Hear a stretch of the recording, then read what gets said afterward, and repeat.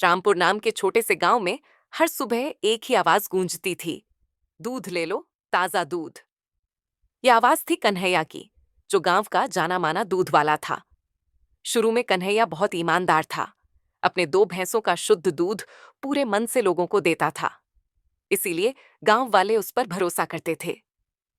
समय के साथ उसका काम बढ़ा, पैसे आने लगे, और यहीं से उसके मन में लालच ने धीरे धीरे घर करना शुरू कर दिया। उसे लगने लगा कि मेहनत ज्यादा है और मुनाफा कम, तो क्यों ना थोड़ा पानी मिला दिया जाए, कौन जान पाएगा। पहले पहले उसने डरते डरते थोड़ा सा पानी मिलाया। किसी ने कुछ नहीं कहा तो उसका हौसला बढ़ गया।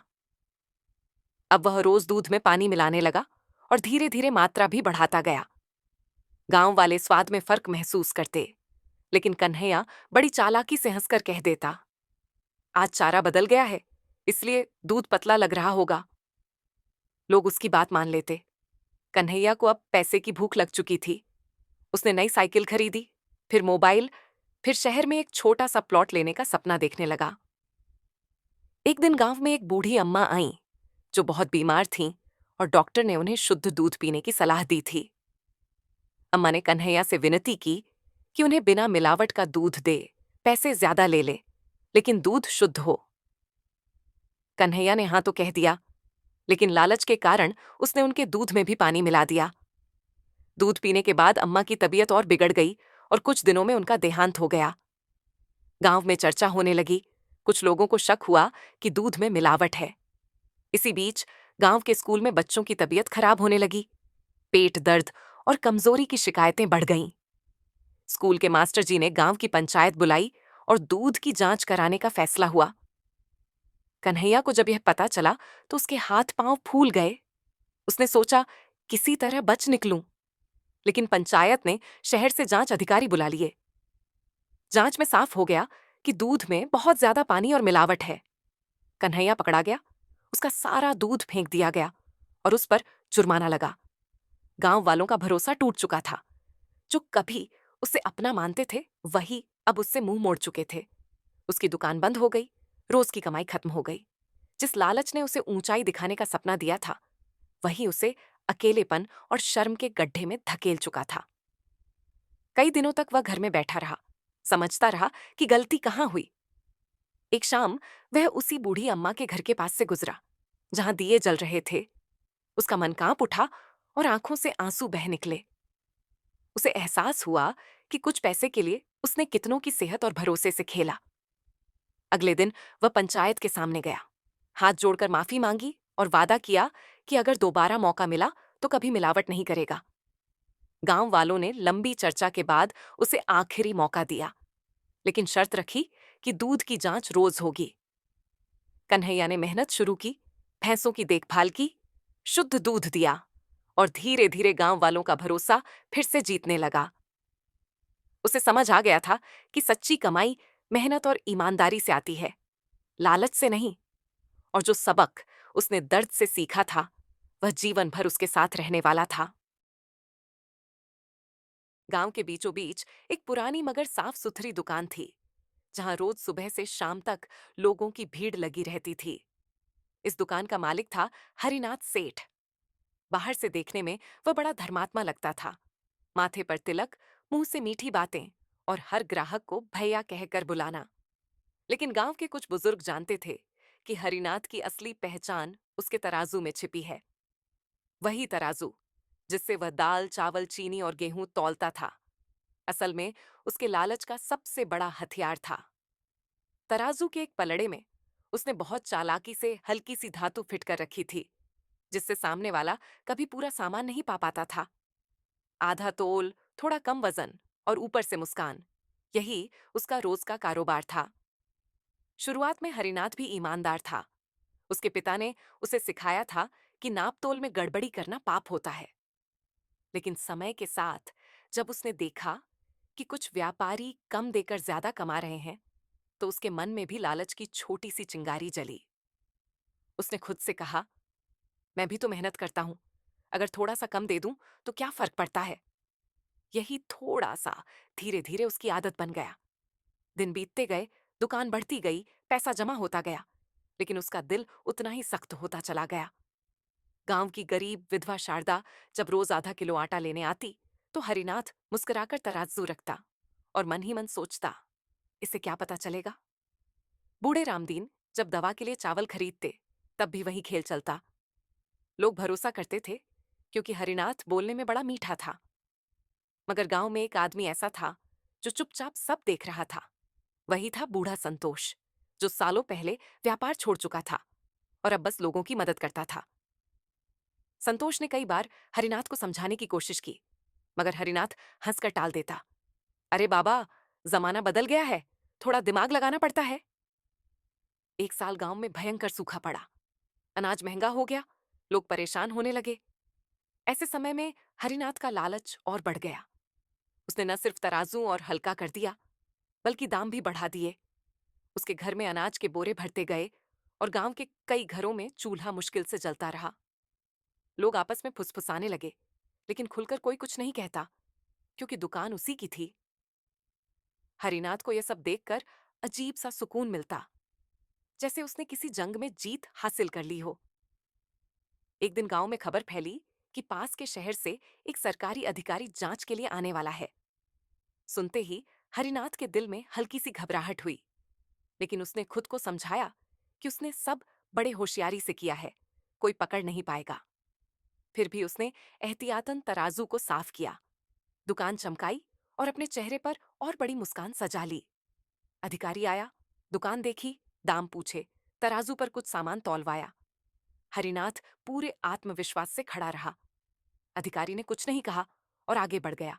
हरिनाथ के मन में राहत की सांस आई। उसने सोचा, देखा, मेरा कुछ नहीं बिगड़ सकता। उसी रात उसने अपने घर में बैठकर पैसे गिने और सोचा कि अब वह शहर में भी दुकान खोलेगा। लेकिन अगले ही दिन कुछ ऐसा हुआ जिसकी उसने कभी कल्पना नहीं की थी।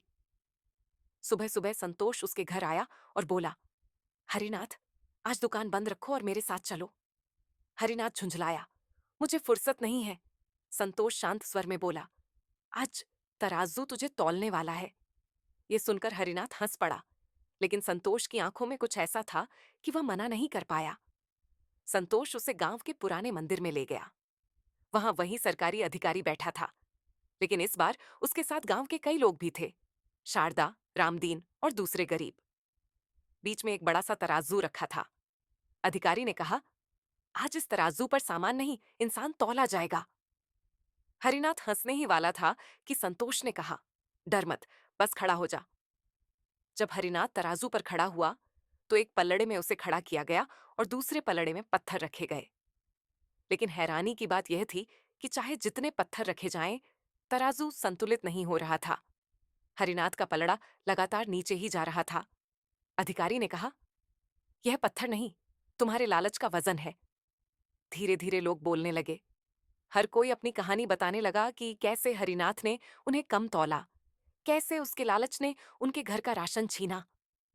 हरिनाथ का चेहरा पीला पड़ गया। उसे पहली बार एहसास हुआ कि उसने सिर्फ अनाज नहीं छीना, बल्कि लोगों का भरोसा भी चुराया है। उसके कानों में पिता की बातें गूंजने लगीं। उसकी आंखों से आंसू बहने लगे। वह तराजू से उतरकर जमीन पर बैठ गया और बोला, मुझसे गलती हो गई। अधिकारी ने कहा, गलती मान लेना पहला कदम है, लेकिन सुधार करना उससे भी जरूरी। संतोष ने आगे बढ़कर कहा, अब यह तराजू तुझे रास्ता दिखाएगा। उसी दिन हरिनाथ ने सबके सामने अपना तराजू तोड़ दिया और वादा किया कि वह हर उस इंसान को पूरा हिसाब देगा जिसे उसने धोखा दिया था। उसने अपने गोदाम के दरवाजे खोल दिए और सूखे से जूझ रहे गांव वालों में अनाज बांटना शुरू किया। समय लगा, भरोसा लौटने में देर हुई, लेकिन हरिनाथ बदला। अब उसका तराजू सिर्फ वजन नहीं तौलता था, बल्कि उसकी ईमानदारी भी दिखाता था। गांव वालों ने फिर से उसकी दुकान पर आना शुरू किया। हरिनाथ ने समझ लिया था कि लालच का वजन सबसे भारी होता है, और जब इंसान खुद को उस तराजू पर तौल लेता है, तभी असली इंसान बनता है। रामपुर नाम का एक साधारण सा गांव था, जहां सूरज ढलते ही लोग अपने अपने घरों में सिमट जाते थे और रात को दियों की हल्की रोशनी में जीवन की थकान उतारते थे। उसी गांव में हरिश्चंद्र नाम का एक व्यक्ति रहता था, जिसे बचपन से ही मेहनत का मतलब नहीं, बल्कि शॉर्टकट का सपना दिखाया गया था। उसके पिता ईमानदार किसान थे, जिन्होंने हमेशा सिखाया कि मेहनत से कमाया गया थोड़ा भी धन सुकून देता है। लेकिन हरिश्चंद्र का मन उन बातों में कभी नहीं लगा। उसे लगता था कि जो लोग धीरे धीरे आगे बढ़ते हैं वे मूर्ख हैं, और असली समझदार वही है जो कम समय में ज्यादा पाले। समय के साथ यह सोच लालच में बदलती चली गई, और लालच उसकी आंखों पर ऐसा पर्दा बन गया कि उसे सही और गलत में फर्क दिखना बंद हो गया। गांव में जब भी कोई काम होता, वह पहले यह देखता कि उसमें उसे क्या फायदा मिलेगा। अगर फायदा कम दिखता तो वह पीछे हट जाता, और अगर ज्यादा दिखता तो बिना सोचे कूद पड़ता। एक दिन गांव के पास की नदी में अचानक पानी कम हो गया और किनारे पर चमकती रेत दिखाई देने लगी। किसी ने अफवाह फैलाई कि उस रेत में सोने के कण हैं। बस फिर क्या था?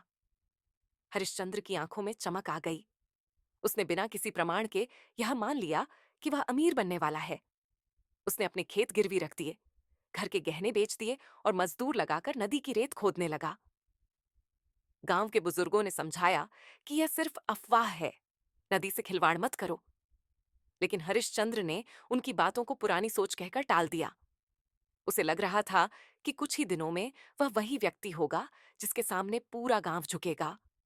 दिन रात खुदाई चलने लगी, नदी का रास्ता बिगड़ने लगा, पानी का बहाव बदल गया और आसपास के खेतों में दरारें पड़ने लगीं। लेकिन हरिश्चंद्र को सिर्फ एक ही चीज दिख रही थी, धन। एक रात तेज बारिश हुई और नदी उफान पर आ गई।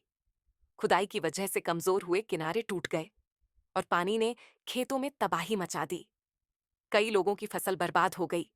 गांव वालों का गुस्सा भड़क उठा, लेकिन हरिश्चंद्र ने माफी मांगने की बजाय कहा कि सब कुछ किस्मत का खेल है। अगले दिन उसे रेत में एक चमकता हुआ टुकड़ा मिला। उसने खुशी में चिल्ला दिया कि उसे सोना मिल गया है। यह खबर आग की तरह फैली और उसके लालच को और हवा मिल गई। उसने और गहराई तक खुदाई शुरू कर दी, जबकि सच यह था कि वह टुकड़ा साधारण धातु था। लेकिन लालच इंसान को सच्चाई देखने नहीं देता। कुछ दिनों बाद नदी पूरी तरह सूखने लगी और गांव में पानी की कमी हो गई। औरतें मीलों दूर से पानी लाने लगीं।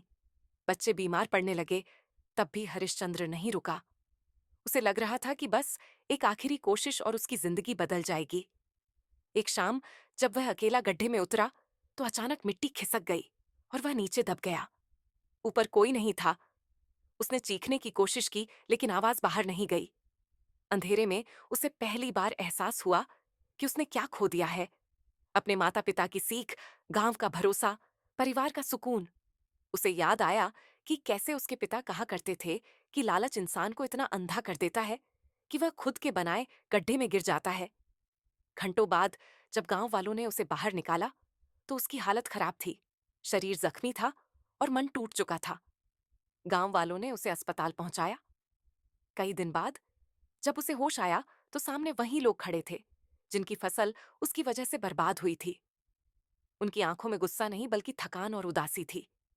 यह देखकर हरिश्चंद्र फूट फूट कर रो पड़ा। उसने पहली बार बिना किसी स्वार्थ के माफी मांगी। समय के साथ उसने अपने खेत वापस पाने के लिए मजदूरी शुरू की। उसी नदी के किनारे पेड़ लगाए जिन्हें उसने कभी नुकसान पहुंचाया था।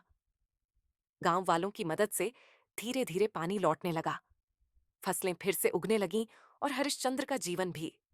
लेकिन अब उसकी आंखों में धन की चमक नहीं बल्कि संतोष की शांति थी। उसने समझ लिया था कि लालच का अंत हमेशा खाली हाथ और टूटे दिल से होता है, जबकि संतोष इंसान को भले धीरे चलाए लेकिन सही जगह तक जरूर पहुंचाता है। और इस तरह रामपुर गांव ने भी और हरिश्चंद्र ने भी एक कड़वी लेकिन जरूरी सीख सीखी कि जो ज्यादा पाने की जल्दी में सब कुछ दांव पर लगाता है, वह अंत में वही खो देता है जो सबसे कीमती होता है, इंसानियत और सुकून।